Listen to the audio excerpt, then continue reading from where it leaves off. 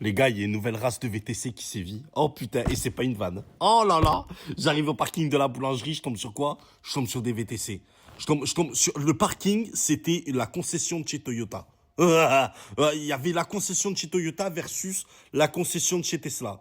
Mais Tesla, elles étaient toutes branchées. Elles avaient toute la corde au cou. Un peu comme leur propriétaire, quoi, avec les crédits. Bref, de là, j'arrive, tac, je sors, je vais à la boulangerie. Là, je vois un mec que je connais, qui fait que du Uber habituellement, t'as vu? Et je suis là, je lui dis, tu sais, d'habitude, il est en survêt, il y a des contrats, tu vois. Il est à l'image du low cost, du beurre. Il a raison. Et de là, tu sais, je le vois, tu sais, et c'est la première fois que je le vois habillé. Il avait une chemise bleue gendarme, limite contrôleur d'électricité chez EDF. Tu sais, une chemise comme ça, il s'était mis sur son 31, sa race.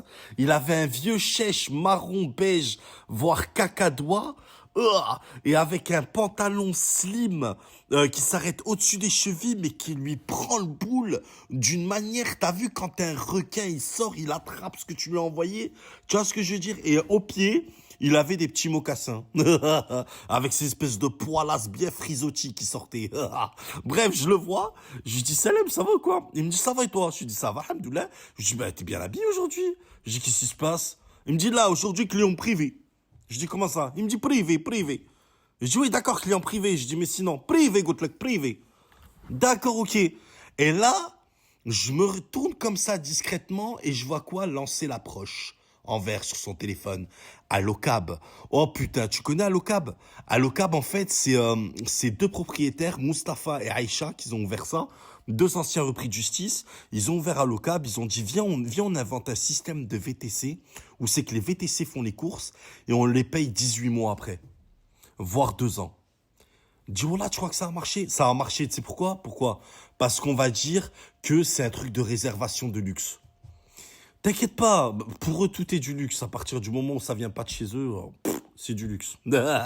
Bref, du coup, je vois ça, j'ai ok, d'accord. Et là, je me rends compte, en fait, que le gars, il va faire une course. 3 mois après, il va recevoir la facturation de la course. 6 mois après, il reçoit des nouvelles du client, comme quoi, alhamdoulilah, il va bien, il s'est marié, il a eu des enfants.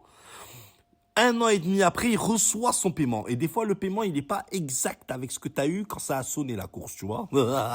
Bref, cette espèce de grosse tête qu'il a, il s'est mis à fumer des Vogue tellement. Il fumait des roulés sur Uber, là, il s'est mis à fumer des Vogue. Oh putain. Oh là là, avec sa grosse tête de semaine farcie. Oh, tellement, quand il mettait le slim. Oh là, à un moment donné, il voulait péter, il a pas pu. J'ai vu ses fesses se contracter pour retenir le P. On a des corps de Brad Lettey de base. Et lui, il était là.